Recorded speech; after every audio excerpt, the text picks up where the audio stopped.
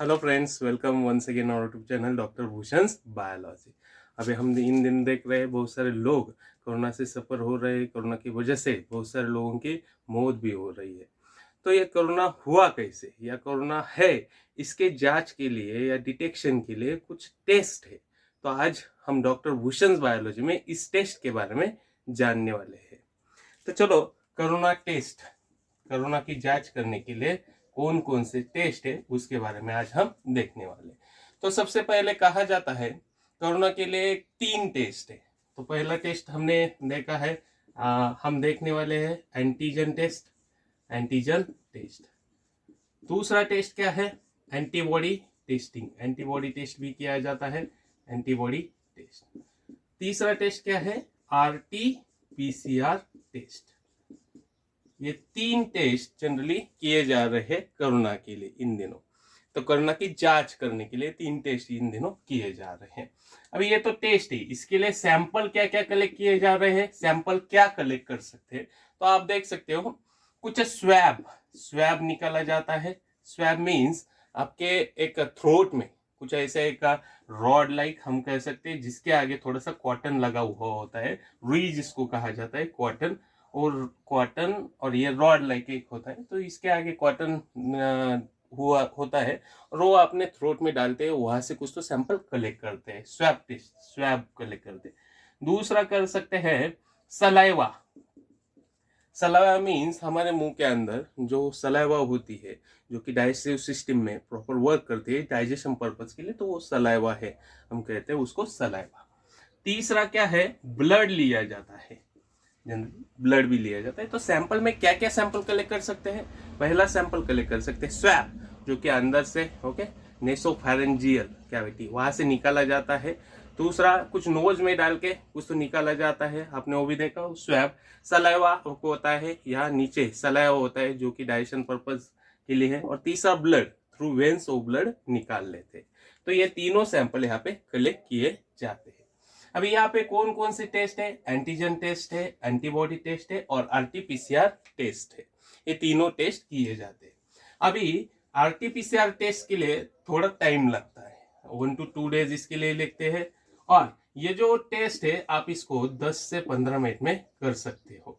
आप कर सकते हो मीन्स अगर ये पूरी की पूरी टेस्ट करने के लिए जो भी आपको रिक्वायरमेंट है, अगर वो रिक्वायरमेंट पूरी की पूरी अवेलेबल है, तो ये कुछ नहीं, आपका जो सैंपल है उसको लेके उससे 1 घंटे तक आप पूरा एक टेस्ट कर सकते हो। एंटीजन टेस्ट जिसको कहा जाता है, 1 घंटे में होता है।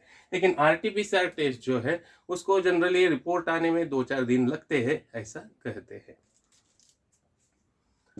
तो चलो आज थोड़ा सा हम आरटीपीसीआर टेस्ट के बारे में डिस्कस करेंगे। तो आरटीपीसीआर टेस्ट क्या है उसके बारे में हम थोड़ा सा डिस्कस करेंगे। RTPCR test. अभी सबसे पहले आपको ये समझा दूं, ये जो है ये शॉर्ट फॉर्म है आरटीपीसीआर।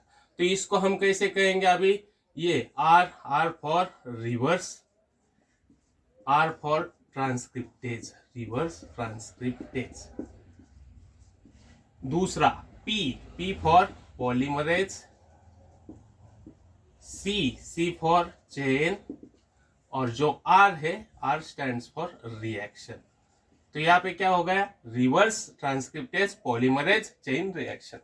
अभी आरटीपीसीआर ये पीसीआर मशीन का एक टाइप भी है, तो इसको कहा जाता है real time PCR polymerase chain reaction. इसके ही आगे आता है क्यूपीसीआर, जिसको कहा जाता है क्वांटिटेटिव रियल टाइम पीसीआर। फिर क्वेश्चन ये रेज होता है यहाँ पे इसको क्या कर सकते हैं आरटी, तो यहाँ पे आप बोल सकते हो reverse transcriptase polymerase chain reaction, या रियल टाइम भी इसमें यूज किया जाता है, पीसीआर यूज किया जाता है, तो रियल टाइम भी कर सकते हैं। तो रिवर्स ट्रांसक्रिप्टेज या रियल टाइम पीसीआर इसको कहा जाता है। तो अभी हम आगे बढ़ रहे हैं, आरटीपीसीआर में क्या होता है। तो सबसे पहले अभी इसका लॉन्ग फॉर्म हमने आपको बता दिया। अभी हमें कुछ पॉइंट्स पता होने जरूरी है। तो सबसे पहले हमें पता होना जरूरी है जेनेटिक मटेरियल क्या है। जेनेटिक मटेरियल क्या है? तो एक सेल होती है, सेल को हम कहते हैं basic structural and functional unit of living organism. अभी ये सेल एक साथ आएंगे तो उसका टिश्यू हो जाएगा, टिश्यू ऑर्गन, जो हमने पहला लेक्चर दिया आप वहां पे देख सकते हो।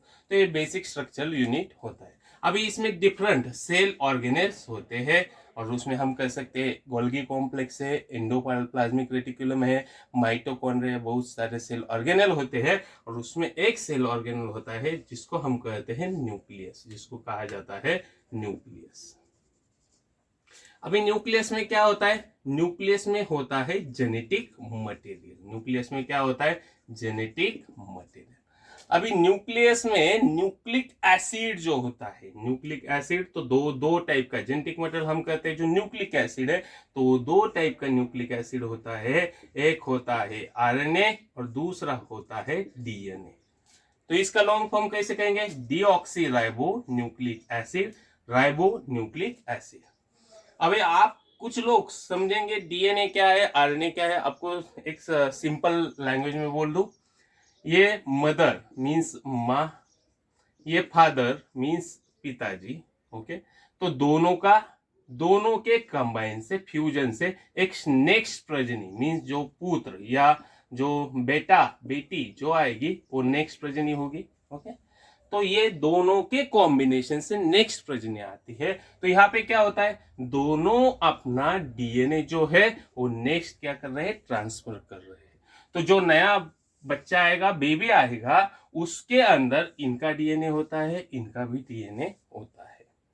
अभी दोनों के डीएनए हो गए तो ये बच्चे के पास ये दोनों के डीएनए है। तो यहाँ पे कुछ केसेस ऐसे है जहां पे इसके ऊपर क्वेश्चन रेज किया जाता है, means actual biological father mother, इसके ऊपर क्वेश्चन रेज किया जाता है। इट मींस ये बच्चा इनका है या नहीं, या फिर ये दोनों इसके माँ बाप है या नहीं। एक पहला क्वेश्चन रेज होता है। दूसरा क्वेश्चन ये होता है कि कुछ क्रिमिनल केसेस में ये पॉइंट्स कंसीडर किए जाते हैं। तो ये सब डिटेक्ट करने के लिए डीएनए फिंगरप्रिंटिंग नाम की एक टेक्निक है। DNA fingerprinting. तो इनका डीएनए, बेटे का डीएनए पिताजी के डीएनए या माताजी के डीएनए से मैच किया जाता है, मदर एंड फादर के डीएनए से। तो आपको समझ में आ गया होगा डीएनए क्या होता है, ये मुझे समझाना था।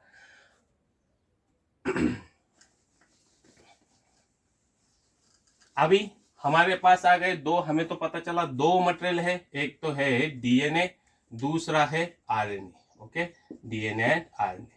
अभी जो यूकैरियोटिक मींस ह्यूमंस और अदर एनिमल होते हैं उनमें होता है DNA as a genetic material, और जो प्रोकैरियोटिक मींस अभी ये कोरोना वायरस है, इसमें आरएनए जेनेटिक मटेरियल है। अभी समझो यहाँ पे जो हमने देखा था डिटेक्शन करने के लिए डीएनए जरूरी होता है, लेकिन यहाँ पे डिटेक्शन करने के लिए आरएनए, जो वायरस है कोरोना वायरस, उसके पास तो आरएनए है। अभी इसको डिटेक्ट कैसे करेंगे? तो इसको डिटेक्ट करने के लिए ये आरएनए को मुझे डीएनए में कन्वर्ट करना जरूरी होता है। तो इसके लिए मुझे क्या पता होना चाहिए? सबसे पहले मुझे पता होना जरूरी है central dogma of molecular biology. तो अभी central dogma of molecular biology है क्या? Central dogma of molecular biology कहता है डीएनए है, डीएनए का अगर ट्रांसक्रिप्शन होता है तो आरएनए फॉर्म होता है, और आरएनए का अगर ट्रांसलेशन होता है तो प्रोटीन फॉर्म होता है। तो यहाँ पे ये जो प्रोसेस है डीएनए से आरएनए तक, इसको हम कहते हैं ट्रांसक्रिप्शन, और आरएनए से प्रोटीन तक तो इसको कहते हैं हम ट्रांसलेशन। अभी डीएनए से आरएनए फॉर्म होने के लिए कौन सा एंजाइम जरूरी है? उसके लिए जरूरी है आरएनए पॉलीमरेज, आरएनए पॉलीमरेज। अभी मैं क्या कर रहा हूं, डीएनए से आरएनए पॉलीमरेज होता है, तो ये स्ट्रेट रिएक्शन चल रही है, लेकिन मैं रिएक्शन को क्या कर रहा हूं, रिवर्स कर रहा हूं। तो आरएनए से मैं डीएनए फॉर्म कर रहा हूं। क्यों?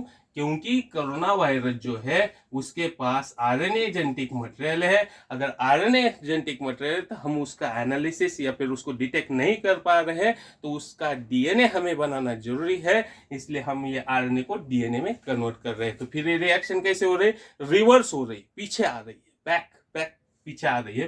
तो आरएनए से डीएनए, तो यहाँ पे रिवर्स हो रही रिएक्शन, इसलिए रिवर्स। और आरएनए से डीएनए फॉर्म करने के लिए रिवर्स रिएक्शन है, तो एक एंजाइम यूज किया जाता है, उसको कहते हैं, एक प्रोटीन यूज किया जाता है रिवर्स ट्रांसक्रिप्टेज। रिवर्स ट्रांसक्रिप्टेज, अभी रिवर्स ट्रांसक्रिप्टेज किया यूज किया, तो यहाँ पे आरटी जो हमने कहा था, आरटी पीसीआर टेस्ट के बारे में, तो ये आ गया यहाँ पे रिवर्स ट्रांसक्रिप्टेज। तो इसको जनरली कहा गया है आरटीपीसीआर। क्या है आरटीपीसीआर टेस्ट, क्या होती है, तो ये है आरटी। और पीसीआर का क्या है, तो हमने अभी जो आरएनए निकाला है, तो जो आरएनए निकाला है उसको हमें मल्टीप्लाई करना है, उसकी मेनी कॉपीज बढ़ानी है। तो मेनी कॉपीज बढ़ाने के लिए हम एक मशीन यूज करते हैं, उसको बोलते हैं पीसीआर, पॉलीमरेज चेन रिएक्शन। तो ये है जनरली आरटी पीसीआर। अभी इसके बाद ये रन कैसे करते हैं प्रोग्राम, या फिर ये जो हमने मल्टीप्लाई किया उसके बाद क्या किया जाता है, तो यहाँ पे जो साइकिल है, राउंड कितने मल्टीप्लिकेशन पीसीआर में हो रहे हैं उसके ऊपर इसकी जांच की जाती है, और उसके बेसिस पे थोड़ा सा एक सीटी स्कोर आता है। तो हम देखने वाले हैं अगले कुछ लेक्चर्स में ये सीटी क्या होती है। तो आपको यहाँ से समझा दो, RT means reverse transcriptase polymerase chain reaction, as we can say real time polymerase chain reaction. तो आरटीपीसीआर, क्वांटिटेटिव आरटीपीसीआर अभी यहाँ पे यूज किया जाता है। तो यहाँ पे दोनों एंगल से हम बोल सकते हैं, एक तो रिवर्स ट्रांसक्रिप्टेज और दूसरा रियल टाइम पीसीआर। तो ये था आज के लेक्चर के बारे में। Thank you.